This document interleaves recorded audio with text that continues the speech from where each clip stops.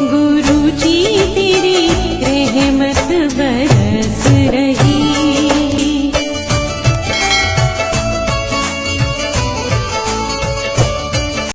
जय गुरु जी संगत जी, हर दिन की तरह ही मैं मंत्र आपसे सत्संग की शुरुआत करती हूँ।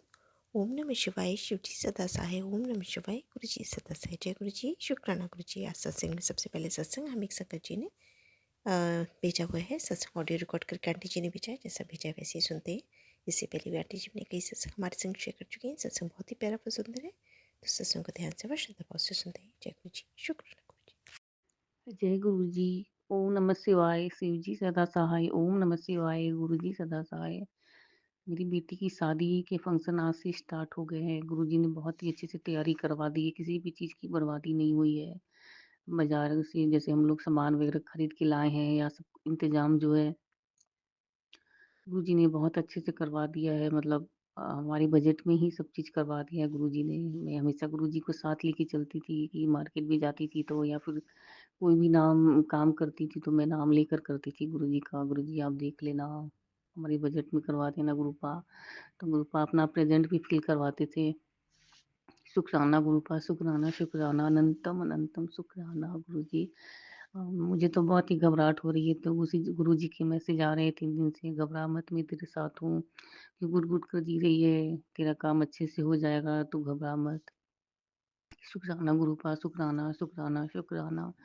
गुरुजी हमेशा अपना प्रेज़ेंट फ़ील करवाते हैं, किसी भी रूप में करवाते हैं। मतलब मुझे बहुत ही अच्छा लगता है। जैसे व्हाइट कबूतर तो वो मेरी छत पर रहता ही है, पता नहीं मुझे लगता है कि वो मुझे ही देख रहा है। मैं जभी भी जाती हूँ छत पे, वो ना ऐसे मतलब लगता है टेढ़ा मुँह करके ऐसे मुझे ही देख रहा है, मेरा ही वेट कर रहा है। व्हाइट कबूतर शायद गुरुजी ने ही भेजा है ये। मुझे तो बहुत ही अच्छा लगता है। मैं उसे कुछ न कुछ देती रहती हूँ, वो खाते रहता है चुपचाप और बहुत ही सीधा ही लगता है वो तो सब कबूतरों में से। तो शुक्राना गुरुपा, शुक्राना, शुक्राना, शुक्राना। और गुरुजी ने सब तैयारी अच्छे से करवा दी है। तो बस अच्छे से सब हो जाए गुरुजी की कृपा से, और गुरुजी तो हमेशा साथ ही है। मुझे भरोसा है गुरुजी सब काम अच्छे से करवाएँगे। हुँ, मैं अपना मंत्र जाप करूँगी अब गुरुजी का। ओम नमः शिवाय, शिव जी सदा सहाय। ओम नमः शिवाय, गुरु जी सदा सहाय। जय गुरु जी, शुक्राना गुरुपा, शुक्राना, शुक्राना, शुक्राना, अनंतम अनंतम शुक्राना। अभी 2 दिन पहले मुझे एक व्हाइट कलर की तितली बटरफ्लाई दिखी। बिल्कुल रुई की तरह थी वो, एकदम गमले में बैठी हुई थी।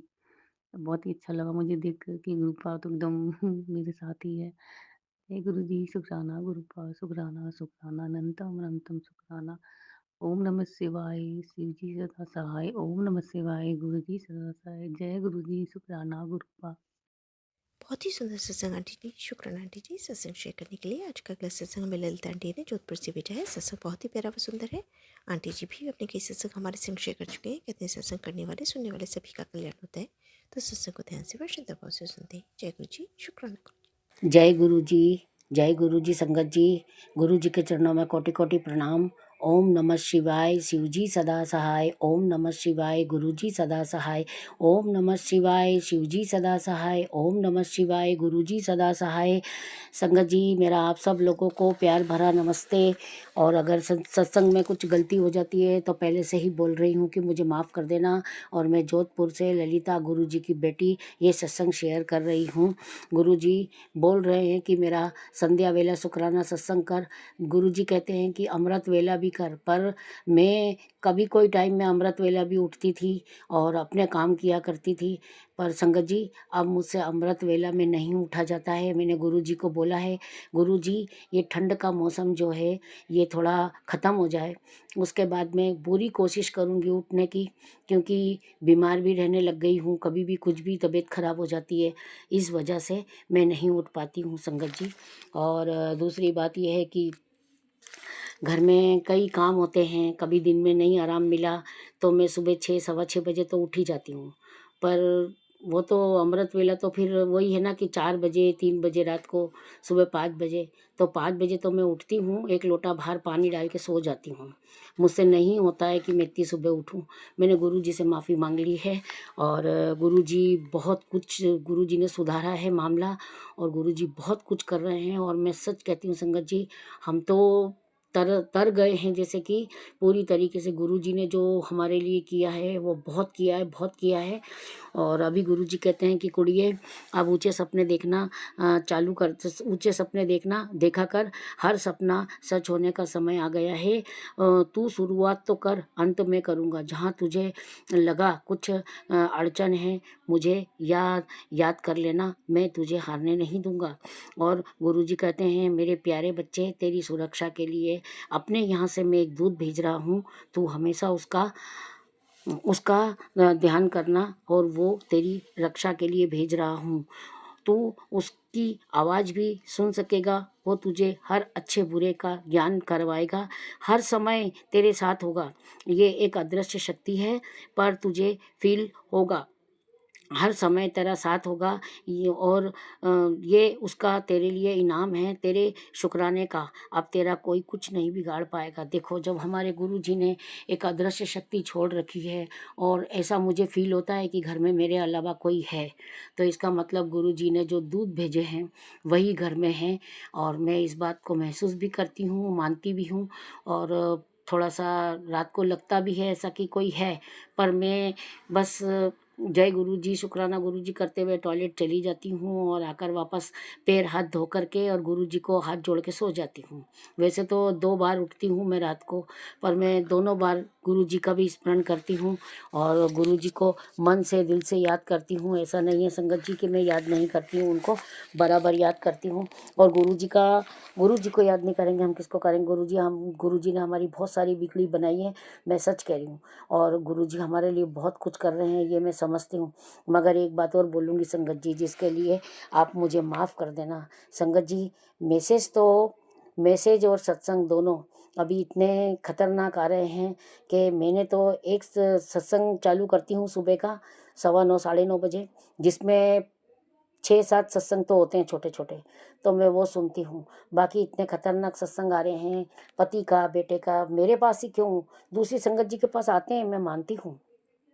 मगर किसी किसी संगत जी का दिल मजबूत है, किसी किसी संगत जी का नहीं है, तो इसमें हमारा तो कोई कसूर नहीं है। मैंने गुरुजी को बोला अगर ऐसे सत्संग आए, ऐसे मैसेज आए तो गुरुजी मुझे माफ़ करना, मैं सत्संग नहीं सुनूंगी। तो मैं एक ही बड़ा सत्संग सुन लेती हूँ, टाइम लगता है तो दूसरा सुन लेती हूँ। फिर फेसबुक चालू करती हूँ तो बेटे के लिए आता है कि तेरा बेटे को बहुत खतरनाक बीमारी है, जानलेवा बीमारी है और संकट आने वाला है, एक कदम पे ही संकट रह गया है। और तो संगत जी आप बताइए, कौन सी माँ होगी जो नहीं घबराएगी। एक बेटा तो मेरा बाहर गया है दार्जिलिंग, अभी उसकी शादी को 1 साल होने वाला है 14 तारीख को। तो वो दोनों हस्बैंड वाइफ गए हैं घूमने के लिए बाहर। एक बेटा है तो वो उसकी प्राइवेट जॉब है, वो कर रहा है, वो चलता फिरता है, अच्छा भला है। थोड़ा सा गले में उसके प्रॉब्लम ज़रूर हुई है, मैं इतना मानती हूँ। उसने भी मेरे को आज ही बताया है ये बात। और आज जो है कि आज 10 तारीख है, 10 जनवरी है। आज वो घर पे आया था, उसके कुछ कमर में प्रॉब्लम हो गई थी, तो उसके पापा के पास आया था कि मेरी कमर ठीक कर दो। तो उसके पापा ने उसकी कमर ठीक कर दी है। और वो काफ़ी परेशान था वो कि मेरी मतलब पूरा दिन उसने कैसे निकाला। जब कहीं जाके वो आज शाम को 3:45 बजे घर पे आया था, तो उसका किया है, कमर ठीक करके उसको घर भेजा है। खाना वाना कुछ नहीं खा रहा है वो अभी। और बहुत तकलीफ में है वो, तकलीफ में है मानती हूँ। मगर सत्संग अगर ऐसे आए और अगर ऐसे मैसेज आए तो कुछ समझ में नहीं आता है, हम लोग घबरा जाते हैं। और मैं तो दिल की इतनी कमज़ोर हो गई हूँ, इतनी मजबूत, इतनी स्ट्रांग थी कि मैं क्या बोलूँ कि मैं टूटने वालों में से तो थी ही नहीं।